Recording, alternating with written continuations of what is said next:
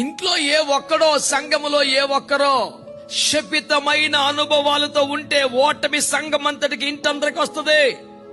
నీ కుటుంబానికి, నీ సంఘానికి నీవే ఓటమి తెచ్చేవాడిగా, అవమానం తెచ్చేవాడిగా, మరణం తెచ్చేవాడిగా, శాపం తెచ్చేవాడిగా, పరిశుద్ధులు, దైవజనులు, నాయకులు దేవుని ఎదుట తల వంచుకుని నిలబడాల్సిన పరిస్థితి కల్పించేవాడిగా ఉంటావా? మారు మనసు పొంది బాప్తిస్మాన్ని పొంది మళ్ళీ సిగ్గుబల్ల ఆచారంలో పడుతున్నావే, త్రాగుబోతులనికి ఎక్కబడుతున్నావే,